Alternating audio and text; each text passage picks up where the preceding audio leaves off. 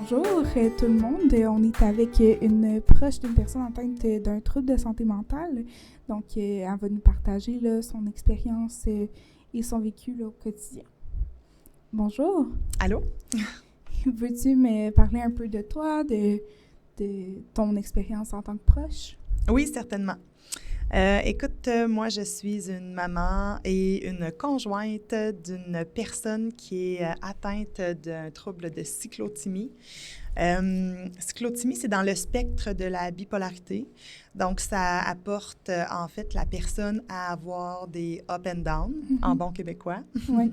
La cyclothymie, c'est comme un peu en dessous au niveau du niveau, je dirais, de manie, ce qui fait que la personne va avoir des grands éclats de joie sur une période X. Et souvent, elle va avoir la même intensité, mais en dépression qui va venir par la suite.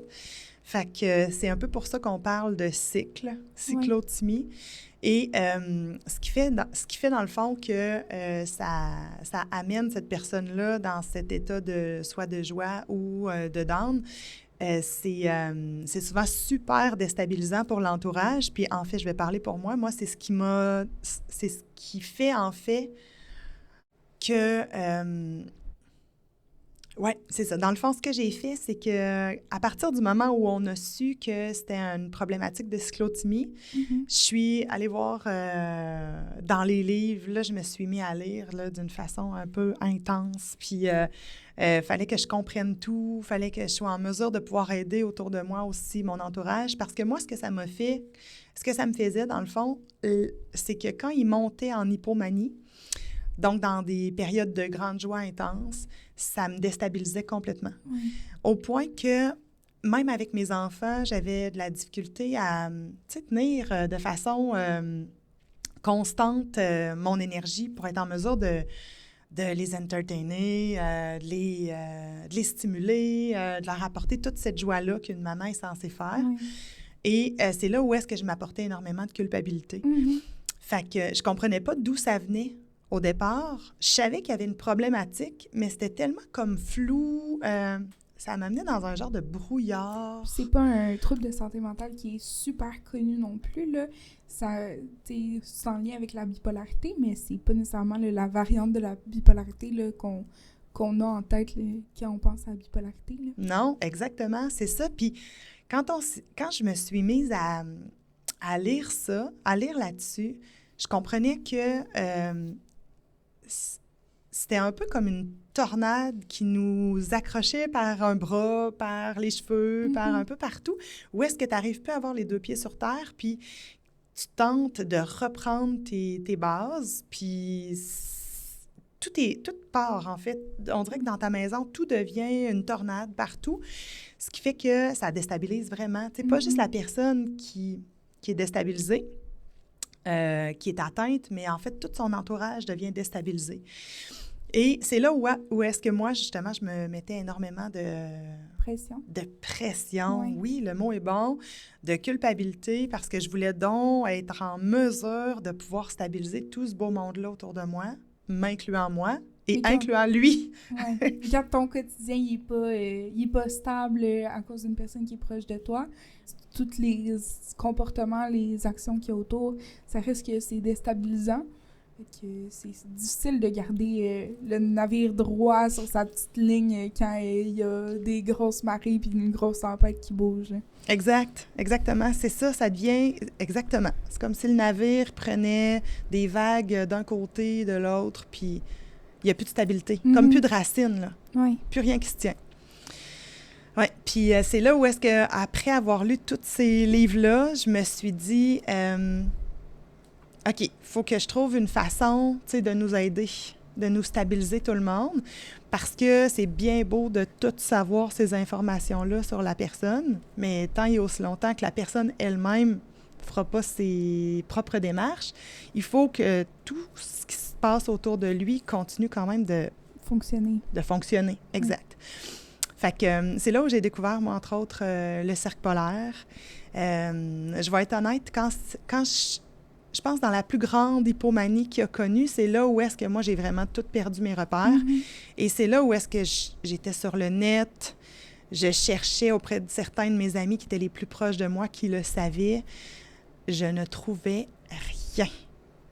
Je me sentais complètement perdue dans le néant, dans le noir. Ouais. Et j'ai tellement cherché longtemps, là, jusqu'à ce qu'à un moment donné, justement, je suis tombée sur le cercle polaire. Mm-hmm. Puis c'est là où C'est une petite étoile dans le ciel qui guidait. C'était la lumière Ouais. au bout du tunnel. Fait que là, je me suis dit, OK, moi, je prends tout de suite rendez-vous. Je veux justement être encerclée, justement. Je veux être soutenue. Je veux me sentir qu'il y a quelqu'un qui s'occupe de moi. Mm-hmm. Parce qu'on prend beaucoup, tu sais, toute notre énergie va sur l'autre personne pour essayer de la stabiliser, de l'aider, de la comprendre. Mais au fond, on perd toutes nos énergies, tu sais. Oui. Nous, en tant qu'accompagnants ou de proches, on veut tellement aider l'autre qu'on s'épuise. Mm-hmm. Au lieu de... Puis on n'apprend pas ça, tu sais, ni dans les livres, ni quand on est jeune, de conserver son énergie, tu sais, puis de savoir la nourrir au lieu de la donner à tout le monde autour. Ben, de se protéger, puis de mettre ses limites, là. Au final, c'est de mettre ses limites puis prendre soin de soi, là. C'est exactement ça. C'est là où quelqu'un, moi, m'a dit, je vais m'en souvenir toute ma vie. Un intervenant, c'est un thérapeute qui m'avait dit, « Elle est où, toi, ta limite? » Et cette fois-là, ça a été comme si une tonne de briques me tombait sur la tête. C'était la réponse. Ouais. Et tout a commencé suite à ça. J'ai commencé à mettre justement mes limites. Oui, ça déstabilisait. Tu sais, quand tu es habitué de toujours dire oui, justement, tu penses que ça va tellement aider, mais après, tu sais, moi, ça fait plus de 20 ans que je suis avec la personne avec qui je suis. C'est sûr que c'était difficile à prendre, là. Il était plus habitué de se faire dire non, ça, c'est ma limite. C'est déstabilisant, là. C'est plus le quotidien qu'il y avait depuis tant d'années, là. Puis je me suis même rendu compte, là, que dans ce fameux quotidien-là dont tu parles, sans même me rendre compte, en ne mettant pas ma limite, je nourrissais un peu cet état-là. Parce que c'est un peu comme si j'étais toujours en train de donner un amour. Mais tu valides un comportement en tant que tel. C'est ça. C'est comme si tu récompenses des comportements qui viennent, que la personne peut travailler pour défaire un peu ces comportements-là qui sont plus néfastes, là, on va dire. Exactement. Exactement ça. Fait que j'ai commencé à poser mes limites. J'ai tenté de le montrer à mes enfants aussi, comment poser leurs limites. Et c'est là où est-ce que je suis tombée suite à ça sur 2 livres qui ont été, pour moi, révélateurs. C'est le livre « Il pleut à la maison » OK. et « La maison des intempéries ». La maison des intempéries, c'est sur une personne qui est TPL. Ça n'a pas de lien exactement, là, parfaitement avec la cyclothymie, mais tu sais, il y a quand même des points qui se ressemblent au final. Mais dans les changements au niveau des émotions, c'est ça. Des difficultés au niveau des relations interpersonnelles, tu sais, ça reste que, même si c'est pas le même trouble de santé mentale, il y a plusieurs troubles qui ont des mêmes symptômes puis des mêmes problématiques qui viennent avec, là. Exact. Puis je trouvais que quand je lisais ce livre-là, c'était fait pour les enfants. Quand je lisais ce livre-là, ce qu'il a donné comme information, c'était beaucoup comment les gens autour se sentent. Fait qu'au final, les gens se sentent pas mal toutes de la même façon, tu sais. Déstabilisés, t'as l'impression qu'il y a une tornade qui passe dans la maison. De l'impuissance. De l'impuissance, t'as l'impression que, tu sais, soit il pleut, il neige à un moment que c'est pas censé, il y a une tempête, tu sais, puis tu l'as pas vu venir, t'es pas préparé. Oui. Fait que t'es un peu déstabilisé, souvent en hypervigilance, tu regardes à droite, à gauche, comment ça va se passer, sans trop savoir comment ça va se passer. Puis c'est là où est-ce que quand je lisais ces livres-là, je me suis dit, OK, c'est le temps d'en parler à mes enfants. Oui. C'est exactement là où est-ce que les psychiatres et les psychologues qui ont écrit les livres expliquaient, bien, ils savent très bien qu'il se passe quelque chose. Puis je pense que c'était ce qui pesait le plus lourd pour moi, de savoir que moi, je suis en train de me construire des petits outils, tu sais, une petite boîte à outils pour moi, pour m'aider. Oui. Les aider eux parlent la bande sans qu'ils sachent pourquoi je dois aider. Mhm. Mais ils savent très bien qu'il y a une lumière qui clignote en plein milieu du salon, tu sais. Parce que les enfants sont quand même très sensibles à justement les changements au niveau de l'énergie dans la maison, puis des, tu sais, des dynamiques, là. Exact. C'est comme des petits détecteurs de fumée, là. Ils savent c'est quoi qui se passe, même s'ils peuvent pas comprendre nécessairement directement, là. Ben, ils peuvent comprendre, mais ils comprennent pas à ce moment-là si on leur réexplique pas. C'est exactement ça. Tu viens de dire exactement les bons mots. Ils ne pouvaient pas comprendre ce qui se passait tant et aussi longtemps que les mots n'étaient pas dits. Mm-hmm. Puis, je me souviens que j'ai pris les enfants, tu sais, un après l'autre, là, à des moments différents dans leur vie, où est-ce que je les sentais quand même relativement prêts, mais je leur ai tout expliqué. Ben, il y a une maladie. Quand on a la grippe, ben, même si on demande à la personne d'arrêter de tousser puis de se moucher, elle va quand même se moucher puis tousser. Tu sais, je veux dire, elle a la grippe. Donc, ça sert à rien de lui demander de se calmer ou de lui demander d'être moins entreprenant dans tous ses projets. Pour le moment, tant et aussi longtemps qu'il y a... de la maladie. Ben, c'est ça, il tousse puis il se mouche. Fait que même tant que la maladie n'est pas passée, je veux dire, ça va être comme ça. Puis à partir du moment où tu comprends ça, puis que l'enfant comprend ça, tu as l'impression d'enlever 8 sacs à dos là, sur les épaules. Là. C'est comme, il y a des mots qui ont été dits sur qu'est-ce qui se passe en ce moment. Il y a des mots qui ont été dits sur mes sentiments, mes émotions en ce moment. Puis ça a libéré un peu tout le monde. Puis après ça, on a l'impression d'avoir enlevé un gros brouillard puis de pouvoir toucher la bonne affaire. Parce que moi, quand ça arrive, ça m'atteint sur une des facettes de mon quotidien. Mon enfant, lui, ben ça va l'atteindre sur peut-être sa concentration à l'école, sur sa sociabilité ou peu importe, là. Ce qui fait qu'on était en mesure de pouvoir cibler, tu sais, après ça, sur quoi travailler, sur quel aspect. Puis, tu sais, c'est de la transparence, au final, là, avec les enfants, là. Exactement. Fait que, tu sais, ils le voient, là, maintenant, même monter quand ça monte, ils le voient quand ça descend.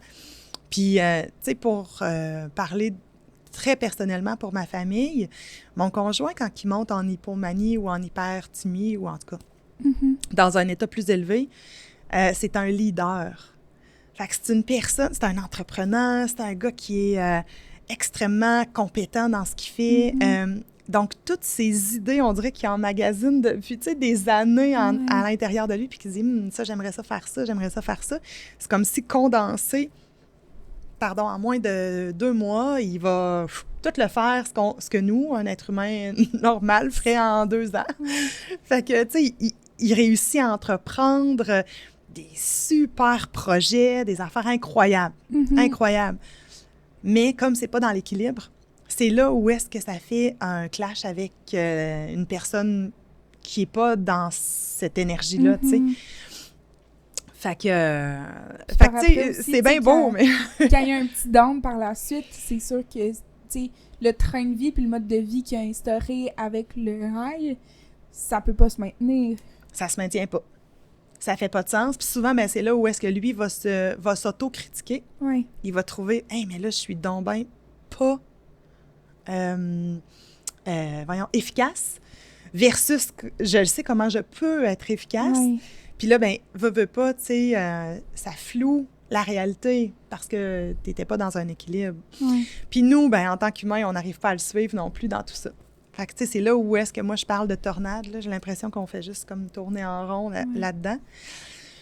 Mais suite à tout ça, ce que j'avais envie d'amener, tu sais, de plus important pour moi, c'est que à un moment donné, j'ai comme réussi à concentrer mon énergie à l'intérieur de moi pour éviter justement, comme je disais tantôt, de l'évacuer partout ailleurs. C'est là où est-ce que, tu sais, moi, j'ai entré à l'intérieur de ma vie de la méditation de façon beaucoup plus consciente puis plus officielle. Je réalise que j'ai toujours médité depuis toujours dans ma vie. J'ai toujours eu une grande foi, tu sais.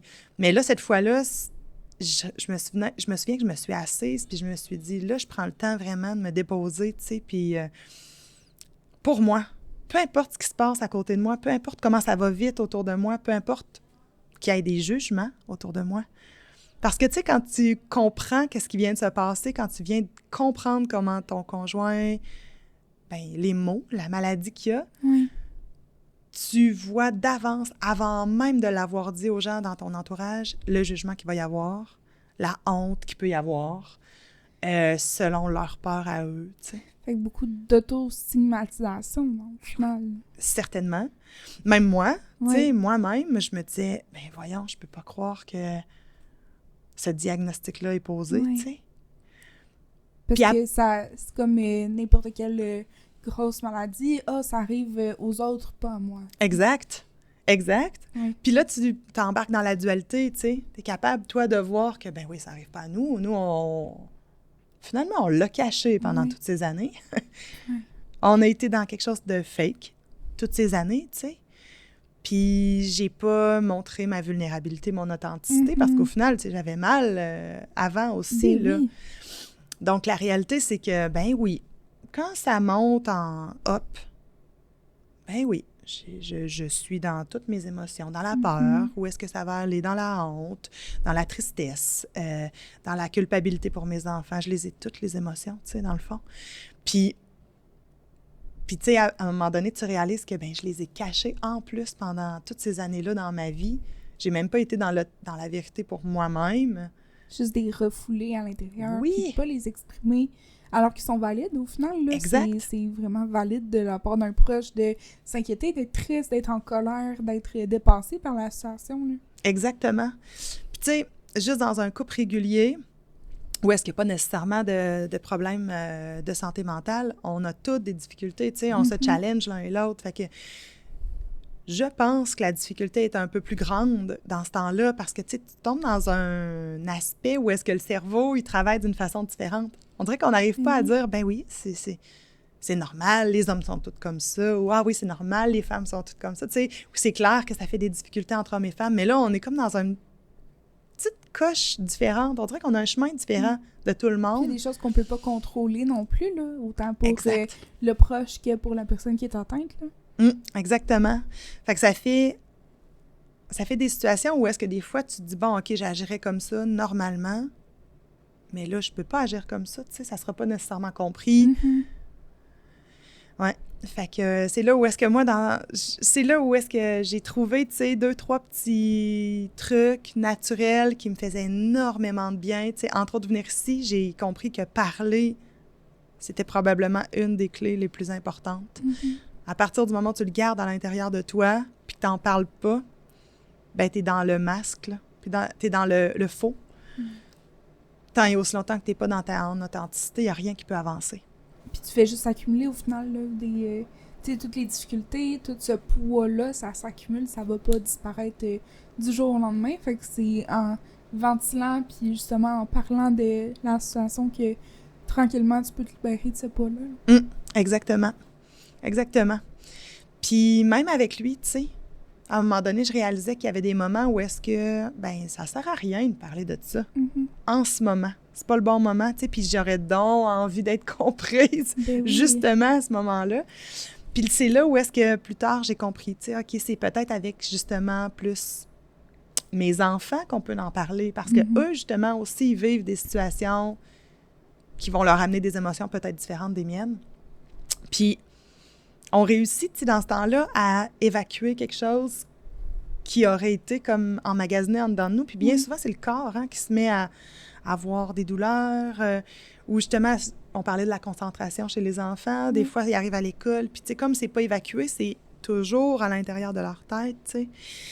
Puis dans ce fameux livre-là dont je parlais tantôt, « Il pleut à la maison », la psychiatre parle de bipolarité. C'est tellement intéressant. Puis elle parle d'un roi, justement, qui vit dans un château où est-ce que la température est jamais égale. Ça tombe dans une sécheresse extrême ou, tu sais, dans le fond, on comprend très bien qu'elle parle de ses émotions. Puis moi, quand je lisais ce passage-là à mes enfants, c'est là où mes enfants, ils me regardaient avec des yeux grands puis ils me disaient « Hey, mais on dirait papa! » Puis je me disais « Wow! » Tu sais, c'est amené d'une façon parfaite pour que les enfants comprennent.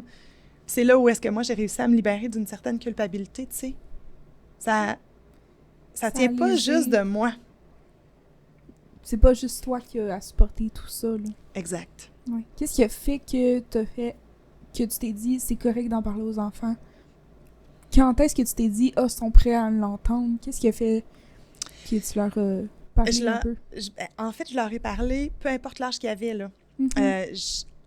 J'ai pris le temps, plus ils vieillissaient, de leur donner des détails beaucoup plus précis en vieillissant, avec peu importe l'âge qu'ils avaient, avec l'histoire qui était un peu plus enfantine, peu importe, là. Donc, ça leur a permis de vraiment comprendre d'une façon claire, évidente. Puis, c'est qu'à un moment donné, je réalisais qu'il y avait personne qui était bien là-dedans, que les enfants savaient très bien l'émotion que j'avais, me demandaient comment tu vas, puis je me sentais obligée de dire ça va bien, mais ils savaient très bien que ça allait pas bien. Donc, j'étais en train de leur montrer que dans la vie, on continue, même si ça va pas bien. Même si ça va pas bien. Puis que les émotions sont pas valides non plus. Exact. Qu'on était en train de cacher ce qui est de plus important. En fait, les émotions, c'est ça qui te guide. Où est-ce que tu dois t'en aller, tu sais? Puis, souvent, malheureusement, on les tasse de côté. Puis, bien souvent, ce qu'on va faire, c'est qu'on va essayer de les cacher par une addiction de n'importe quelle sorte. Tu sais, ça peut être du sucre, de la télé, cellulaire, peu importe c'est quoi, un réseau social. Puis, je voulais justement être en mesure de pouvoir leur montrer que la vérité, c'est qu'à partir du moment où tu le sors, ton émotion, puis que tu es validé et entendu, eh bien, il y a plein d'autres façons de pouvoir t'extérioriser, puis de trouver tes forces plutôt que de les cacher dans une addiction, tu sais. Les utiliser de façon constructive, Exactement. par l'art, mettons, par le sport, oui. Peu importe. Là. Même la colère, là, c'est une énergie extrêmement puissante. Tu as le droit on la valide, c'est vrai, tu sais, tu y as droit. Maintenant, on va la travailler pour que tu sois capable de la maîtriser plutôt que de l'évacuer n'importe comment, tu sais. Ou de la refouler puis que ça devienne... Une petite bombe à retardement, là. Exact. Ouais. Exactement. Fait que c'est ça. Je te dirais que pour répondre à ta question, c'est quand j'ai vu que il y avait rien qui était vrai, là. Que personne me croyait sans me dire « Je te crois pas que tu vas pas bien », tu sais. Qu'on rentrait dans quelque chose qui était faux. Une façade un peu... au sein de même de la famille, en fait. De la famille, puis même de la société, tu sais. On rentrait dans un genre de mensonge, puis que j'étais en train de valider ce mensonge-là. Ça, pour moi, ça faisait plus de sens. Oui. Je pense que c'était ce qui vient... tu voulais élever, puis... non, exact. Que tu voulais inculquer à tes enfants. Exactement. Ce qui est le plus important, je pense, c'est la vérité de qui tu es, de ce que tu ressens. Puis c'est ça que je voulais leur montrer. Oui. Ouais. Fait que, tu sais, je leur ai montré à méditer. Je leur ai montré à tenter d'exprimer leurs émotions. Je dirais pas que c'est parfait, là. Vraiment pas. Mais tu sais, je travaille... C'est pas facile de toute façon. Là. Exprimer ses émotions, c'est le travail d'une vie au final. Puis pour des enfants, mais on y apprenne aussi avec le temps. Exact. Oui. Exactement. Ouais, c'est mon défi. C'est probablement un de mes plus gros défis de vie. Puis je voyais aussi qu'il y avait beaucoup de difficultés d'apprentissage à l'école avec mes enfants. Puis ça, je trouvais ça difficile, tu sais. Puis je savais très bien que leur cerveau était préoccupé à autre chose, tu sais. Oui. Ils n'étaient pas là, prêts à apprendre normalement. Fait que... Puis c'était un peu la même chose pour moi. Moi aussi, là, mon cerveau était partout, sauf où est-ce que je devais être. Mon cerveau voulait que tout le monde survive, incluant moi. Mais oui. Donc, si tout le monde vit, ça va, tu sais. Ça va. Mais au final, c'était pas une vérité. Là. Non. Absolue. Là, non. Mais surtout, la survie, c'est pas vivre. Au final, là, tu sais, c'est bien beau de survivre, là, de tout emmagasiner, mais tu peux pas profiter de la vie, puis tu peux pas avoir, tu sais, autant de plaisir quand tu refoules tous tes sentiments, puis que t'as un gros poids sur tes épaules. Là. Exact. Puis tu sais, c'est drôle qu'on parle de ça parce que souvent, je fais la métaphore quand que j'explique un peu comment que quand ça avance là, trop vite, puis que ça bouge trop vite.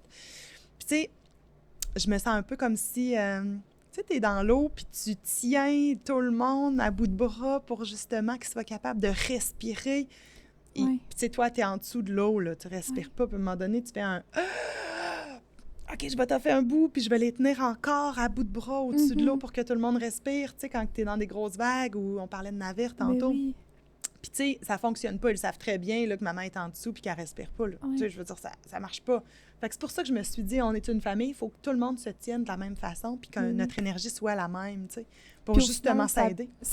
Au long terme, ça fonctionne pas de tenir tout le monde impossible. Au-dessus de l'eau. Tu drops, tu tombes, tu t'épuises. Fait qu'au court terme, c'est possible. C'est un moyen de dernier recours, mais ça reste exact. Pas quelque chose qui peut durer à long terme. Puis c'est pas pour rien qu'en avion, ils disent de prendre le masque à gaz en premier, tu sais, le masque à oxygène, tu sais. Nourris-toi toi-même, rends-toi bien, puis après ça, tu vas être en mesure de pouvoir rayonner autour de toi puis aider les autres. Ben oui. Fait que c'est ça. Fait que j'ai mis à ce moment-là en avant un peu tous les trucs que je recevais d'ici, des thérapeutes que j'avais ici et là aussi autour de moi, pour aider tout le monde. Ouais. Puis peu importe l'âge, selon moi, pour les enfants, c'est important de leur dire, là, parce qu'ils savent très bien... Il se passe quelque chose. Ben oui. Ils savent qu'il se passe quelque chose. Ils savent savent pas nécessairement quoi, mais ça les affecte quand même. Là. Exact. Exactement. Parfait. Mais merci beaucoup de ta présence aujourd'hui. Ça me fait vraiment plaisir de te parler et de discuter avec toi.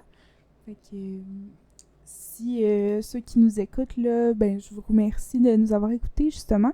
Puis merci d'avoir écouté ce beau témoignage.